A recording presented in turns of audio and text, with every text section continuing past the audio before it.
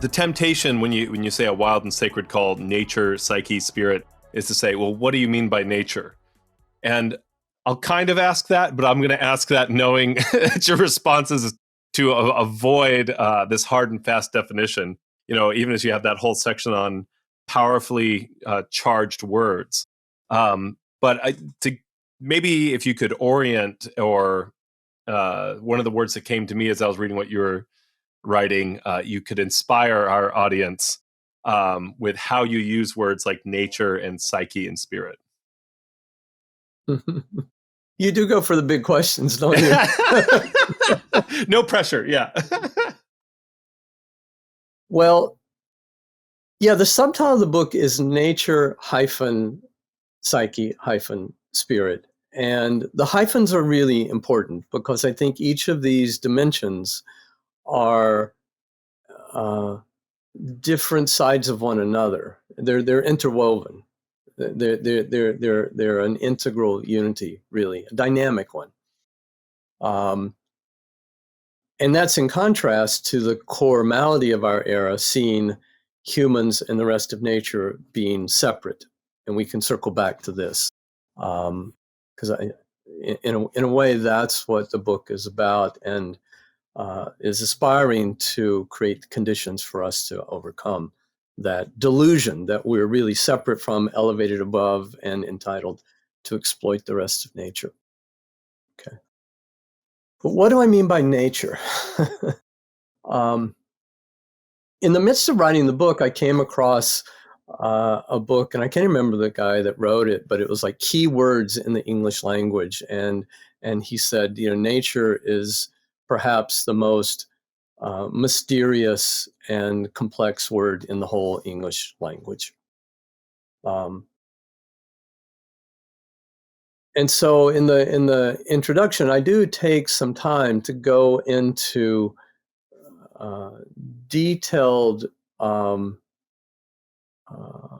variations of this core word that's pointing to a core experience.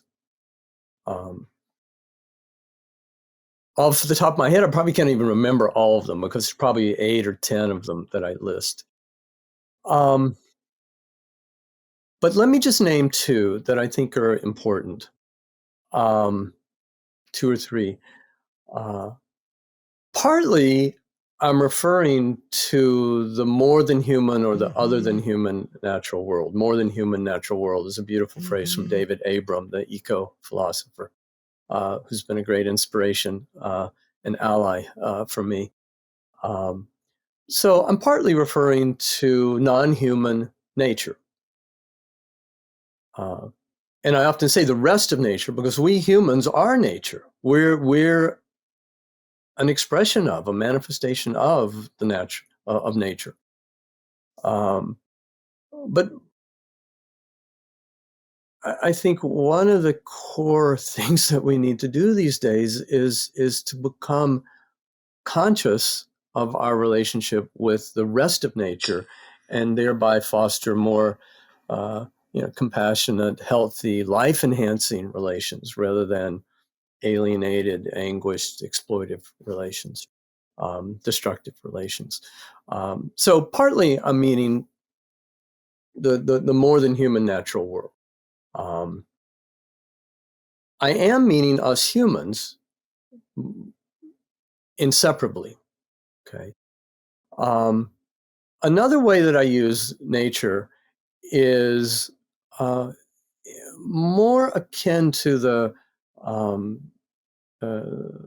philosophical and spiritual sense of the whole of all that is, the all-inclusive, all-permeating life itself. Not just biological life, but this whole great life that goes by this whole great unnameable mystery that goes by many names, right?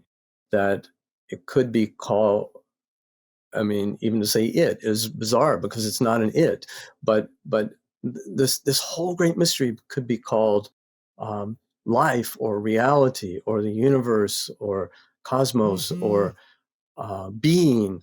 And if you want to turn to spiritual traditions, perhaps God or the Tao. Um, um, I, there are ways that what I'm calling nature shows itself, and um, that to me is thoroughly congruent with these classic sort of time-honored spiritual names for the unnameable mystery.